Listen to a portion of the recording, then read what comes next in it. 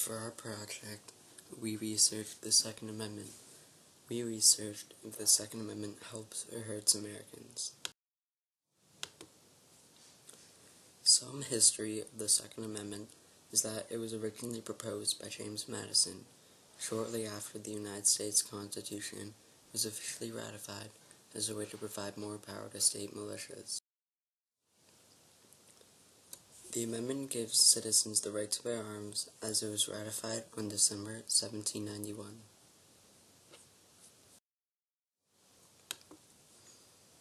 The Second Amendment states, "A well-regulated militia being necessary to the security of a free state, the right of the people to keep and bear arms shall not be infringed."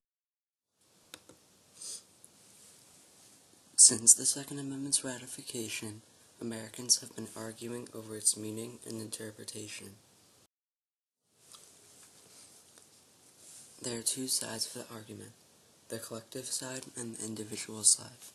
The collective side believes that the amendment was meant to provide collective rights. The individual side believes that the amendment was meant to provide rights to individuals.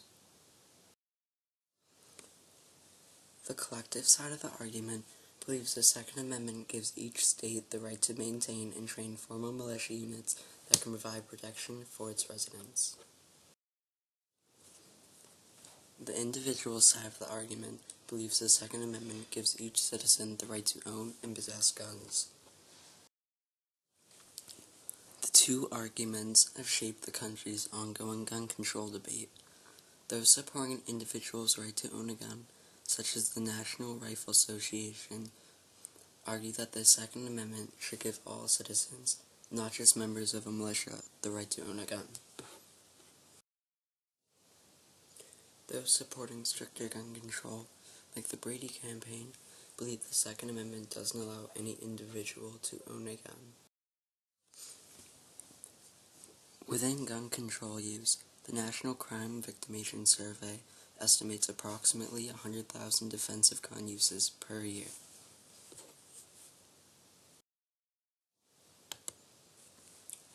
Many people in rural areas also use guns for hunting, for either food or sport. Although firearms may be used in a positive way, there are also negative results of gun ownership.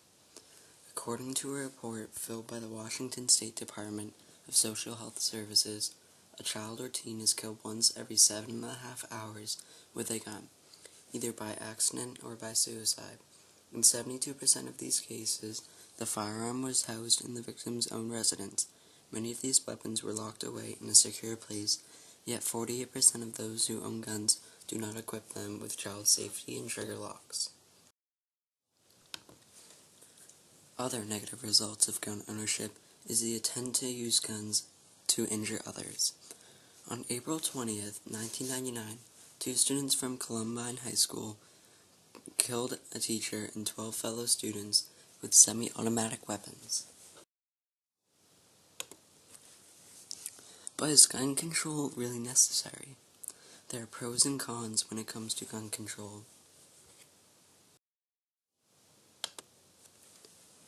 One opinion exists that if teens or teachers were armed and trained in the use of guns, tragedies like Columbine would be less likely to occur. Gun control safety measures include a waiting period before buying a gun, mandatory gun registrations, purchaser background checks, and restrictions on certain types of guns, such as semi-automatics. Some of the pros for gun control include that regulations help keep guns out of the hands of irresponsible individuals. Also, some restrictions are placed on certain types of guns that may be purchased to help reduce the potential for misuse of these weapons. Safety training is also required with gun ownership, helping to reduce gun-related accidents. Child safety locks and handguns help eliminate a cause of many tragic accidents and injuries. There are also cons when it comes to gun control. One of them is that owning a gun enables people to defend themselves, which could result in accidents.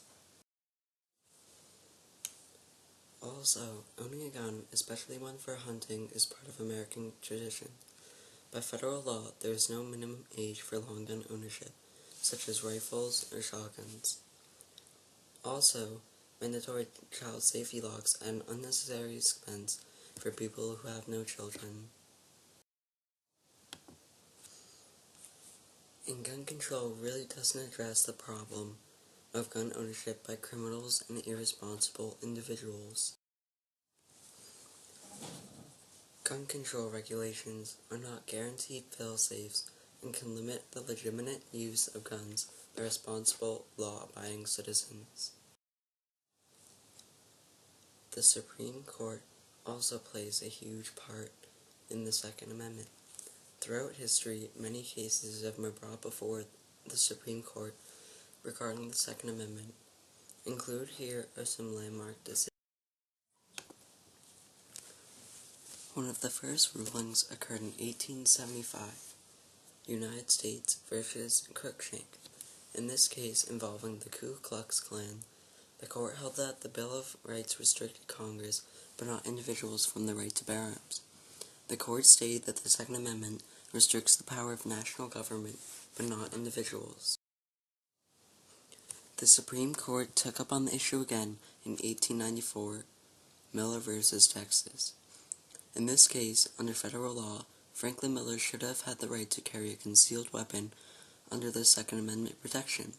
However, the court reversed its previous opinion and stated that the Second Amendment does not apply to state laws, such as Texas's restriction on carrying dangerous weapons. All of these cases heard before 1900 cemented the court's opinion that the Bill of Rights, and specifically the Second Amendment, does not prohibit states from settling their own rules of gun ownership. During the case of 1939, U.S. v. Miller, Jack Miller and Frank Layton were arrested and accused of carrying an unregistered, sawed-off shotgun across state lines in defiance of the National Firearms Law of 1934. In that case, Miller argued that the National Firearms Act violated the rights under the Second Amendment.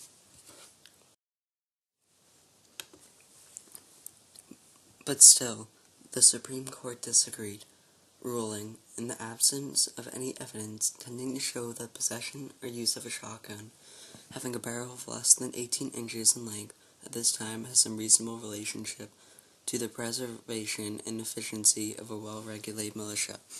We cannot say that the Second Amendment guarantees the right to keep and bear such an instrument. The next landmark case will be taken up in the District of Columbia.